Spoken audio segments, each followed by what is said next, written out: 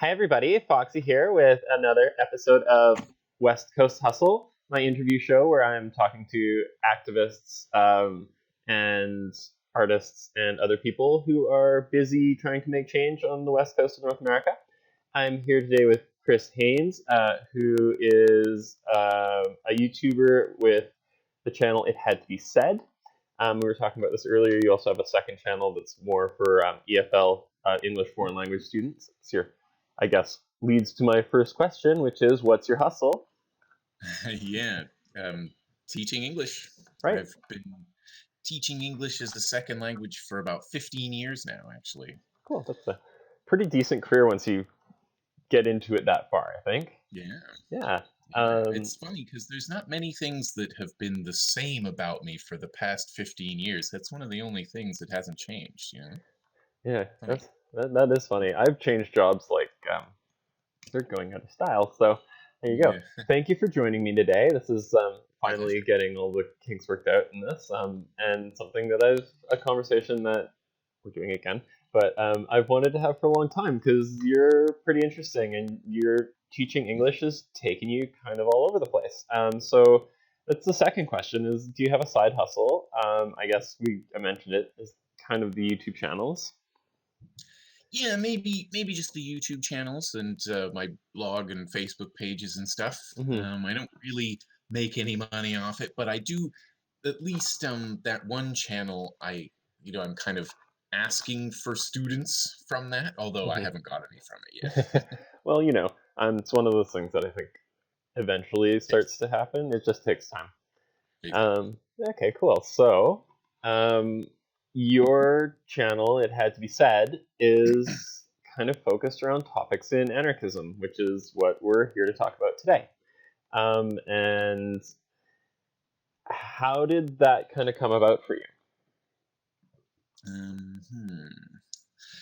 I mean, I've always kind of considered myself a teacher, or at least let's say for these past 15 years, maybe Mm-hmm. even more than that. And I mean, it's just something I really like to do, like, is learn about something that interests me and something that's a very important topic in the world, something Mm-hmm. kind of high up level type stuff. Um, and so, I've been writing on blogs and things like that and Facebook pages, and I used to get a lot of stuff wrong, and I'm sure I still do, but Mm-hmm. now I'm kind of I know I've been educating myself a lot, so now I think I'm in a position to really educate others. Mm-hmm. Maybe, I hope. Okay. And I haven't had a chance to watch all of your videos, but I caught the first one. It's so hard. I'm behind on all the people that I care about.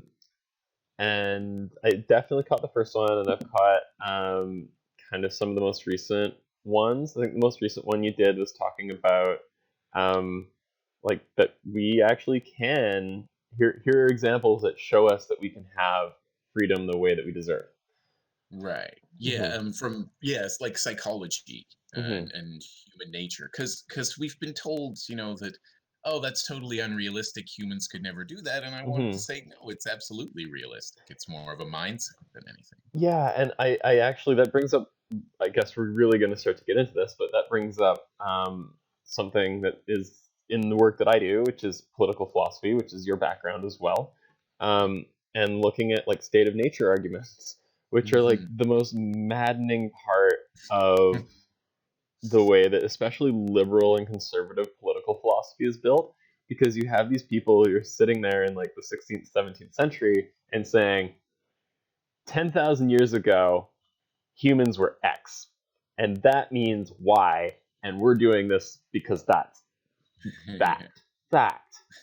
Facts don't care about your feelings, right? Like, and then everything that's come out of extrapolated out of that like argument, where you have Hobbes and Locke arguing about two different states of nature, and then everybody who follows them is taking that tack of like, what's it like to be a solitary man Yeah. in the wild?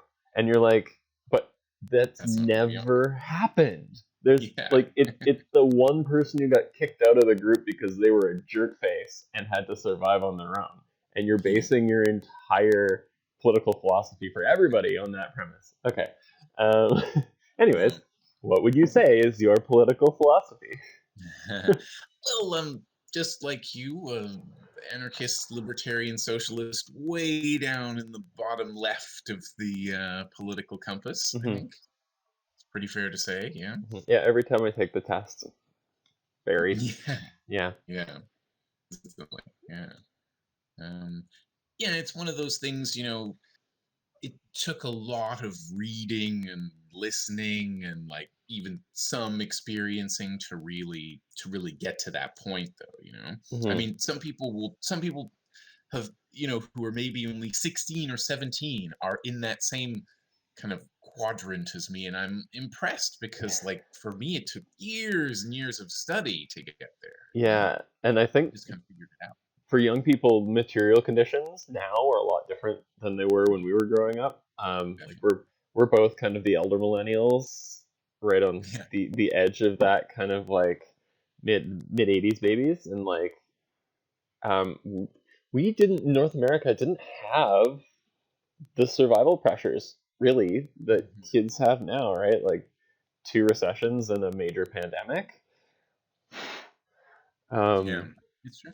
yeah, and like you go to like the Parkland kids coming out of the shootings and stuff, and everybody's like, well, they're in high school, and it's like, yeah, and I mean, like I was fairly politically active and knowledgeable when I was in 11th, 12th grade, but not to that extent. And like it's because it's been forced on you by your environment. You don't have a Um, choice. That's how you have to survive in your world, right? Like, oof, this is where we're going. And I think let's bring that in because like what informed this philosophy? Like what brought these changes on you? We both went to UVic as students. You graduated with a degree in political science. Political science. Yeah. Yeah. Okay.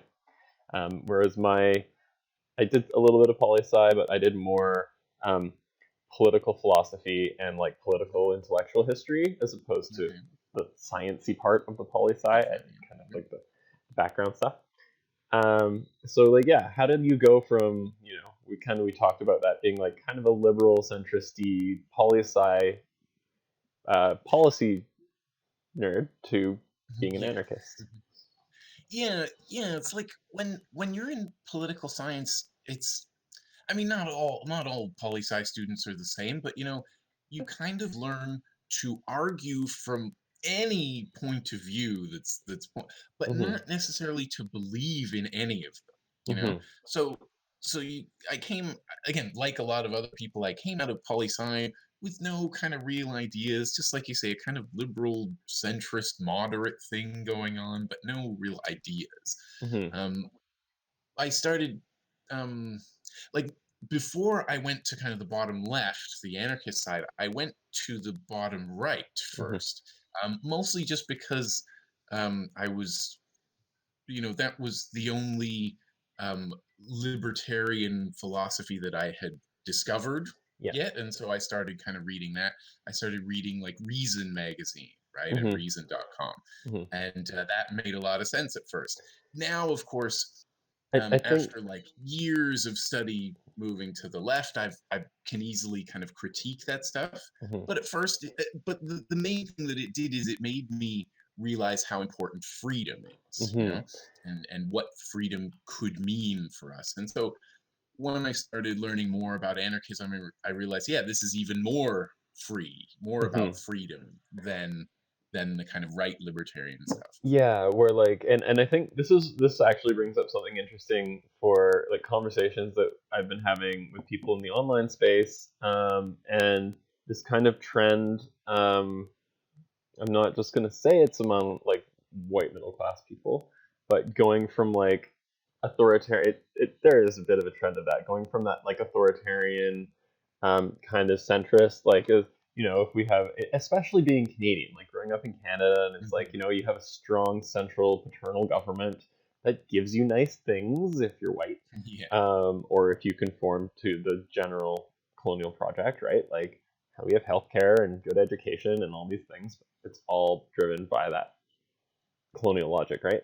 Um, and then you're like you kind of start to sense that something is wrong, and you're like, okay, well, they're giving us all this nice stuff, but it's like for a reason, right? Like, it's not because they care about us or they want us to be free. It's because they don't want us to be free. And because Yeah. we've been like stewing in this kind of individualism culture, the first thing you do is like, okay, liberty of the individual. I want to be free, and I deserve to be free because, you know, I'm an individual and I'm privileged or whatever. And you say that I'm supposed to be, so I want it. Um, and I think, yeah, a lot of people, but sorry, just one fact, a lot of people on the online left that I've talked to have kind of went through, especially younger people, like a decade younger than us, people who were kind of like um, at the MySpace generation, and then like the early YouTubers, because what happened is there was this like big kick on YouTube towards atheism, um, Right. and like new atheism, and then that all kind of went straight into the alt-right pipeline, and how that got tied into like, yeah, individual liberty, because you're all these kids want to be free, especially in like hyper religious families or societies. You want to be free from that authoritarianism, and what's being offered to you is that liberation, but it's individualist liberation, which is giving you, yeah, right, libertarianism. Yeah. I Yeah. mean, it's more like it's packaged that way. I don't think Mm-hmm. any, I mean, maybe right libertarian, but the kind of alt-right that a lot of these people have gone to, they use the language of liberty and individualism, and they don't Yes. really want, you know, And they a don't lot of tell you people that you're want, going to have to give it up unless you're the boss. yeah, Yeah. yeah, exactly. Yeah. Yeah. One of my friends, cohorts, here, I'll send you some links later, has done a really interesting video on the political compass where they talk about how, in practice, it functions more like an ellipses, where you can have like right economics authoritarianism and you can have left economics libertarianism, but the second you try to go into these corners, like the nature of political action rounds them off, so that you don't, like, you can't really have authoritarian communism. Like, it doesn't, in physical practice, it would just stop working. It's going to start to move you economically to the right, because you centralize everything to the point of losing democratic control over the means of production. Definitely. Yeah, yeah. And Yeah, sure. Send me that. yeah, Sounds it's cool. really interesting. So I guess my next question is like, what's your approach to activism? You've got the YouTube channel, and I think we kind of talked about this a little bit, but like, yeah. Okay, so so first, I don't know. Like I said before, I don't know if Yeah. I really consider myself an activist. I really Mhm. think of myself more as a teacher. Mhm. Um, I look up to the activists. I learn from them. You know, I almost idolize them. You know, I see that. You know, like you know, Angela Davis is an activist. I'm Mhm. just a guy on YouTube. You know what I Mhm. mean? Um, so so because part of the problem is that I don't usually live in any one place for more than like a year or two, Mhm. and that's kind of a choice of mine. But the problem is that it's tough if you don't have any kind of roots in one Mhm. place. You don't have like a big network. It's tough to really organize Mhm. people, right?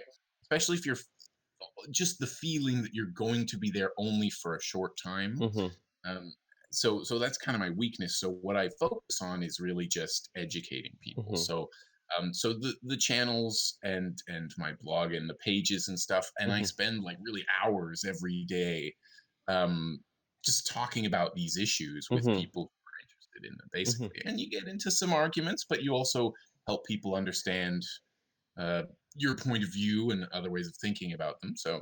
So I think it's pretty good. I like doing that, also partly because for me it's easy and it kind of comes natural. Mhm. Um, but I would definitely, if I could, I'd love to like get involved in more stuff, you know, at the local level. Mhm.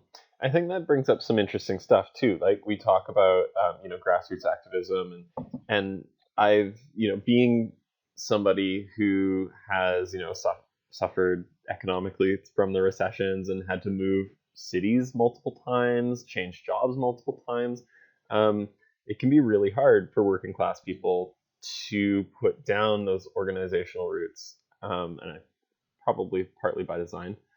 But I think something that I've learned through my work, both as a teacher and educator and an activist, is that like that education portion is a huge part of it, because you never know what kind of seeds you're planting.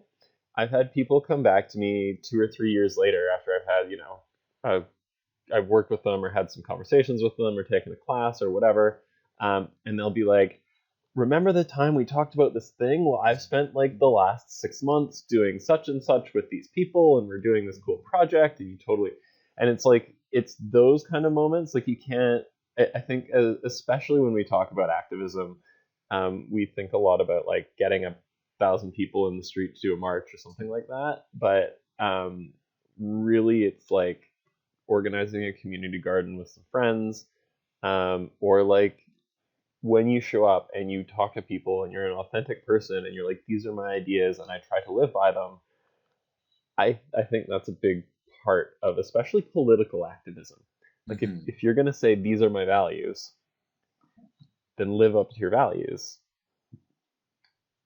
Sure. Yeah. I find that's right. I often, like, the stuff that I do, a lot of it is just kind of putting something out there for anyone who's interested to come by. Mm-hmm. Because when you think about persuasion and so on, like, you could kind of get into someone's face and start telling them stuff, but they don't want to, that's not how to engage someone really. Whereas if you say, here's some stuff, then maybe they'll come by and like, oh yeah, okay, maybe, and then maybe ask you further questions and stuff. And that's kind of a lot of the time that's my approach anyway. Wow, you just described the difference between a right wing and a left wing blogger, like perfectly. One is just going to be a talking head that shouts at you, and the other is going to be like a little bit nervous and ask you questions. That's kind of one of the things that I've liked, and that got me inspired to start putting videos out on YouTube is some of the stuff that's happened more towards like a creative, dialectical discussion of presenting ideas, as opposed to just having somebody lecture at the screen, which I mean is a time-honored tradition, and like it totally works fine. But I really like, with like the main show that I do, the FoxxTales show, it has kind of quickly evolved into this, like, I want it to feel like you're an audience watching a thing happening. You're not a student being lectured at. You're not like yeah, right, like that there's some distance, there's some rhetorical distance between myself and my audience. I think is an effective strategy. But anyhow, that is also a whole way more work. So do you have any current stuff on the go? I think it's just the channel. And are there any specific topics that you're focusing on right now, given the current state of the world? In my ESL channel, I'm making a couple of videos related to vocab for COVID, including the political vocab, like things like lockdown, like a word like that, right? But not so much. Maybe a little, because I'm also doing live videos a little bit, and I can get into topical subjects, and people will ask me that stuff on the chat. They'll ask me anyway. And you're streaming on YouTube, right? Yeah. Okay. So I'm doing that some days a week, not consistently. So I can't say every this, that, and the other day. It's really, I send out a notice when I'm going to be doing it in a few hours or something. Yeah, when I feel like it. Yeah, screaming into the void. But mostly I would say I'm not really doing stuff just for kind of right now. Most of the videos that I do, I've been thinking about or planning to do them for a long time, or I got the idea a long time ago, maybe. Or if nothing else, because of the last video or the last few videos I've done, this would be a logical next video, something like that. That's kind of what I'm doing right now. So do you have do you kind of have a list somewhere of all those topics that you'd like to do, or is it just floating around over your head? Oh yeah, yeah. Yeah, I've got a Google Doc with like tons of stuff on yeah, it. yeah. I have some whiteboards that just have these like crazy mind webs, like the whatever the meme of the um, the board. Yeah. That's Um, great. episodes to do. I know. And then like something like this happens, and I'm like, well, let's start again. Gonna add more of that. Okay, and I guess this is kind of because you kind of are doing this broad educational thing. Um, I kind of like, do you have any results that you'd like to see from your work? But that's kind of a tough question to answer, I think. Yeah. Yeah, it's really tough. It's almost like saying what's the result of like bread tube itself, right? Mm-hmm. Um, on the one hand, definitely people are like learning from what I'm saying for sure. Mm-hmm. But it's tough to kind of turn that into a goal or something, right? That Mm-hmm. like you could easily make a goal of like a certain number of subscribers, but then are those people, are they really learning? Are they spreading the ideas? Are they gonna um smash up the local police station or whatever? Or We don't recommend any violence against any law yeah, no, enforcement whatsoever. for legal reasons, that's purely a joke. um but but like if the like my goal is kind of just to change people's minds, make them think differently, make them learn stuff, and that's easy to achieve, but it's not exactly a goal because it's not Mm-hmm. like how many, it's not, there's some numbers to it. It's not what they call a smart goal, right? Mm-hmm. Well, that's a video idea actually that I have. So maybe that's something we'll come back to and talk about later. Smart goals Okay. in the context of human programming, because they're effective. Do you have any advice or recommendation for people who are interested in kind of getting involved in like approaching people with ideas or like any kind of activism or anything at all of that nature? Yeah, because I'm not an expert in like real grassroots organizing, there's not much I can say about that. Mm-hmm. What but certainly for sure there's some recommendations. One thing that I always try to emphasize is that while I can kind of explain how systems work and I can speak generally about maybe what might be desirable or something, Mm-hmm. I can't tell people how to solve their specific problems, right? Mm-hmm. So really everything is up to the local level, the Mm-hmm. grassroots in wherever an interested person is. How Mm-hmm. can how can they organize to solve their problems? Whereas the mindset of some people like me, being like a white guy who has ideas or whatever, it's easy for me to say like, this is what you should do, Mm-hmm. to even go into a community I've never been and say like, this is let me organize you or something. It's really, and I've I would never do that, but I've heard people say that like a lot of people are doing that, and That is it doesn't really surprise me. a frequent um complaint. yeah. I've seen some. Yeah, I've read a couple threads on that, and I mean that's a significant concern. I think for a lot of people who put a lot of time and effort into their activism, right? Like when you have people, I think this happened in Occupy, which I Mhm. wasn't involved in for reasons like Vancouver Occupy was its own kind of like thing. Um, and I had other pressures in my life at the time.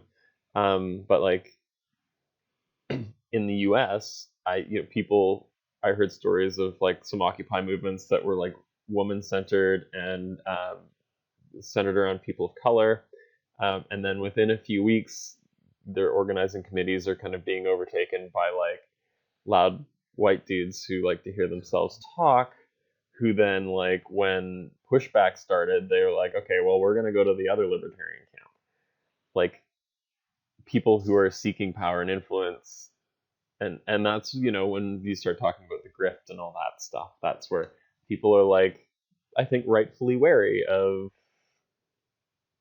The white anytime. guys. Yeah.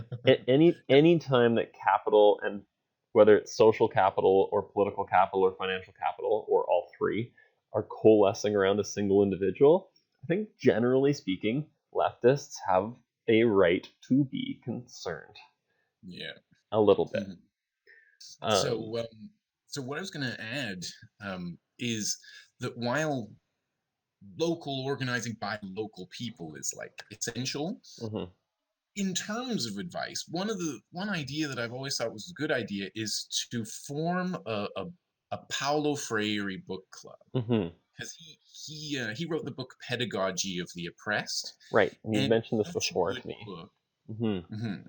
It's such a good book for for helping kind of, again, local people to analyze their situation and think about like what they can do about it. So if mhm, they were reading that book, they would be able to figure out, or they could think harder about their situation, right? mhm, So again, it wouldn't be me telling them what to do, it would be them figuring it out for themselves. mhm. And I think decentralized action is really the ideal.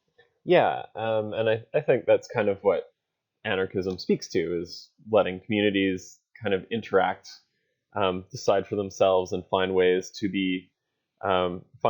construct mutual aid networks with each other, right? Like that's what we say in anarchism, right? Okay. Um, and you also have some personal experience in um, revolutionary politics, at least as an observer. And that was you were in Egypt during the Arab Spring, right?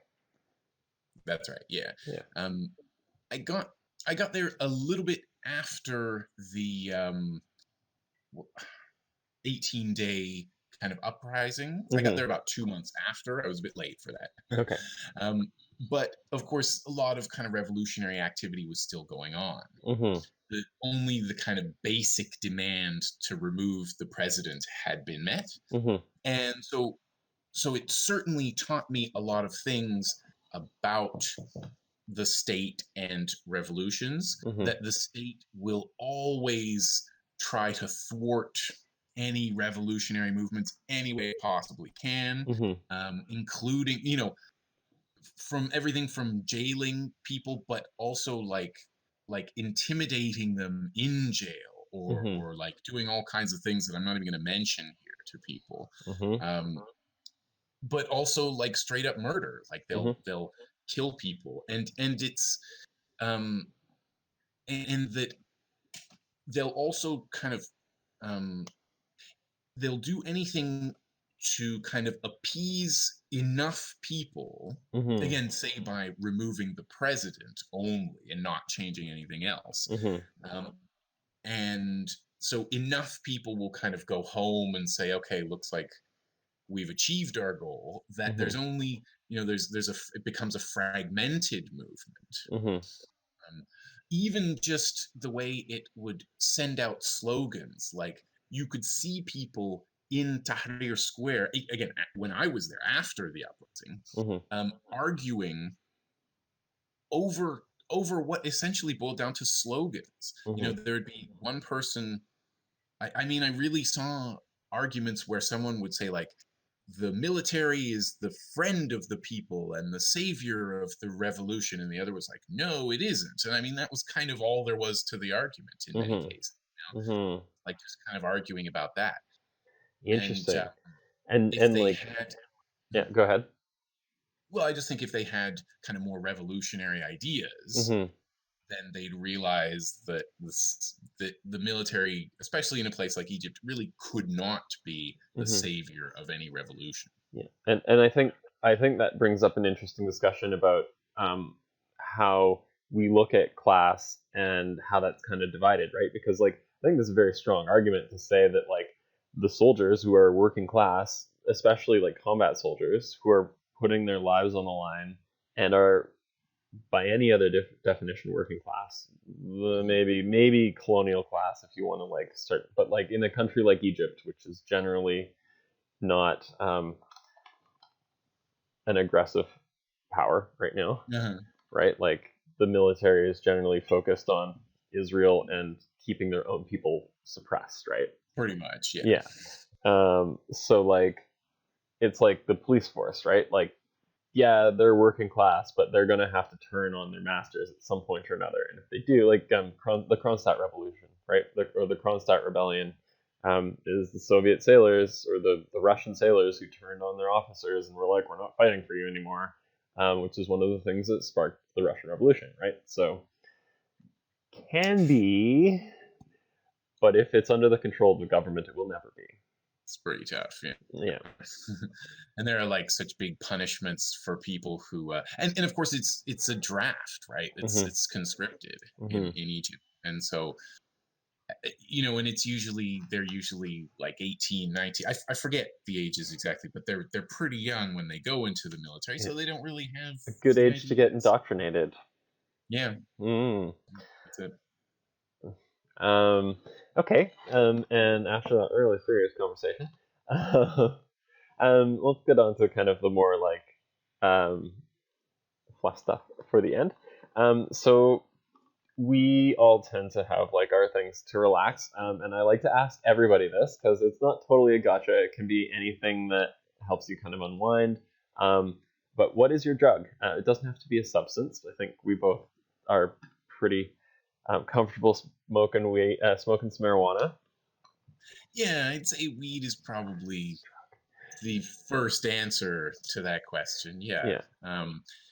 If it was like if it wasn't bad for my lungs and was free, I'd probably be high 20 hours of the day, something except like that. sleep. Except for sleep. Yeah, sometimes for sleep, but otherwise.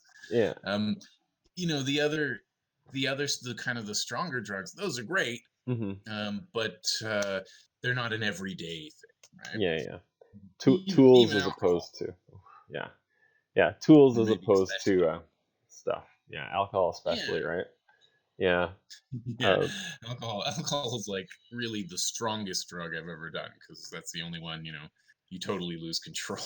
Yeah, honestly, you're right. I don't think I've ever done anything else where I haven't felt in control of who I wanted to be or who I was, which is telling.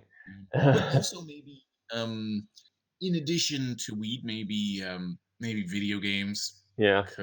Because that's another thing that is just the most fun way to spend your time, kind of.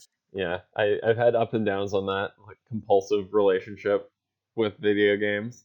And quarantine's been weird because like normally I'm really busy, and like when I'm busy out of the house doing stuff, video games are kind of like, if I'm playing lots, it's either I'm super exhausted or I'm kind of stressed and depressed.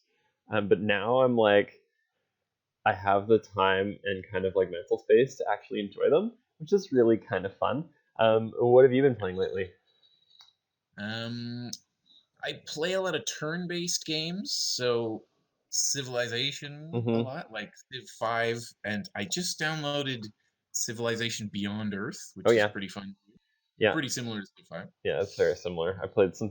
I preferred Civ 5. I think. Do you have a favorite Civ? Well, Civ 5 so far. I haven't tried Civ 6, but Civ 5, Yeah, yeah. I like 6. I've been playing that kind of bit broader, where you have to select you have to be a little bit smarter with your land choice because you put districts down around your city center to build like industrial buildings or commercial buildings or whatever, and it gives the game a different dimension. Do you have any civs though? Like when you're playing on Civ 5, do you have any particular civs you like to play as? A handful of them, not any one, I don't think. Stick it on random. See, when I first started playing Civ, it was cool for all the different stuff about it. You can just try to win the space race or this or that. Now, when I play, it's usually just for domination. So I choose the Civ that's good at fighting or something, and I go just out. crush everybody. The anarchists getting our I also one hangers to other heart. that I'm just gonna say because it's one of my favorite games. It's called King's Bounty. Mm-hmm. Mostly, basically turn-based game, and it's just so much fun. Okay, I'll make a note. for Civ 5 I kind of miss playing because the Shoshone are one of my favorite civs of any of the Civ games. Because their settler, when you put their settlers down, they get double the tiles, and they prefer like snatching resources, and they have the best starting unit of any Civ ever with the way that the rule set works. Pathfinders, and they can upgrade. They get to choose their goodie hut when they land on it, and they go from Pathfinder to composite bowman instead of archer. So you can have like composite bowmen who can move through forest and jungle and over hills, and you can have 2 of them by like turn 50. Yeah, I love them. Okay, that's kind of what I've been up to lately, and like some tabletop stuff, which is coming up for me soon. I'm going to be playing a game this afternoon with some friends on Roll20. I guess my next question is, do you have an artistic side? Not really. I think I've thought about that. I really don't think so, because I've never really liked create. I love consuming it, but I've never really liked creating any of the things that can be called art. You know, people tell me things like, "Oh, I've always wanted to learn how to paint, and this year I just start." I've never really wanted to. I've never cared. It's great to see other people's paintings, but I'll just look at it. You know, Fair enough. The closest thing is just my words, I guess, just writing. Making essays, Channel writing. all that energy to writing. And not even fiction, just nonfiction. Nonfiction, yeah. Yeah, cool. I guess that really is an art in and of itself, I guess. It has a different, we don't call it a fine art, but it is very much part of that, like, could be creative process. Yeah, wordsmithing. Wordsmithing, yeah. And idea crafting, I think. As something, and having done philosophical work, you kind of, there's a difference between that and art, but it is definitely, they have a lot of similarities too.